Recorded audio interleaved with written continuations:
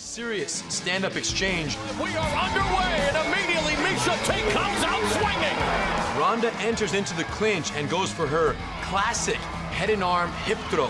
She lands it beautifully, dropping her right into the headlock. At this point, it was very interesting because Ronda did something here. Check it out. She basically holds the head and arm, she leans forward, and she jumped over, okay? Because the one weakness of a head and arm control in MMA or in a fight in general is it's a headlock. And with the headlock, if they slip their head out and they get over-under and they put hooks in, they start taking your back right here. It's a problem. And Ronda knows that from experience, so in order to negate that, the one weakness here is I don't have this underhook. If I had an underhook, now we have more of a side control. It's better. You can't take my back. So watch how amazing. This is like magic. Houdini, check it out. She holds this, she pushed off, she did a little cartwheel jump, and look what I end up with. Amazing. I have the underhook that I was hoping I had on the other side, but that requires you to jump across the body. From this point, Ronda made pretty quick work. She comes right through, she mounted. At this point, Ronda hits her a little bit, and Misha turns over. She gets fearful for the arm locks and the punches. The hooks go in, the belly gets flattened right here. Ronda's sitting up, she's striking from here, and it looked to me like she could have TKO'd her. Correct. What did you feel, though? I felt like Ronda didn't want to. I felt like she wanted what she wanted, and we know what that is. Tate's got to get herself moving and get out of there, or the ref's going to step in. The arm collector did not want a TKO. So at this point, Misha starts building the house. She gets up to her knees right here, and that's when Ronda says, perfect, you're giving me the post that I need to do my work. Rousey going to work on the champion from her back. She goes for the north hug on the arm, boom. And this outside leg, she lets go, the shin goes right behind the neck, and then she grabs the knee right here, because here's the deal.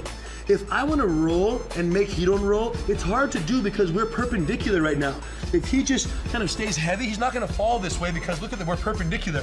But what Ronda does better than anybody else in MMA is she understands that if she can grab this and she brings him to where we're parallel, look, now we roll easily. And again now transitioning to the arm. Misha does a great kind of rear naked choke to his defense here, where she locks here, she grabs her own bicep, and that's to prevent the arm from getting extended. This is a great defense, but it only works for so long. It's only a matter of time. Yeah, especially when Ronda has been here so many times and she has so many effective ways of dismantling the bicep lock and essentially the control here. So check it out what she does.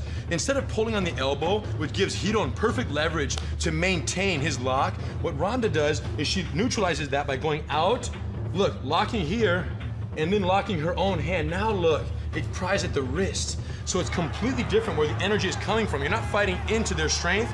You go out, she comes over, look, and she hugs here. Now keep your arm bicep. Look, it breaks the wrist. It almost hurts my forearm a little bit. Yeah, there's this kind of nice, she's making like a little counter pressure here, these little chopsticks, I call them. Boom, and then once it pops, she just lays back with the wrist 100% straight right here, keeping her feet tight, crossed under the opposite shoulder for a lot of the time to minimize the chance of the shoulder freedom and slip away, and then she holds the wrist. She puts her standard hyperextension right here.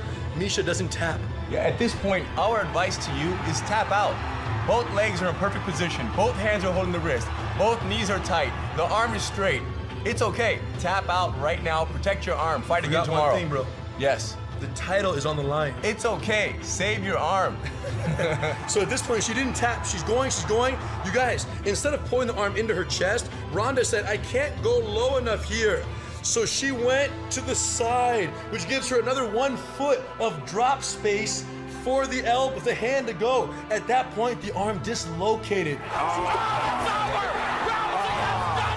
Fortunately for us and for Misha, of course, her arm has since healed and they will meet again.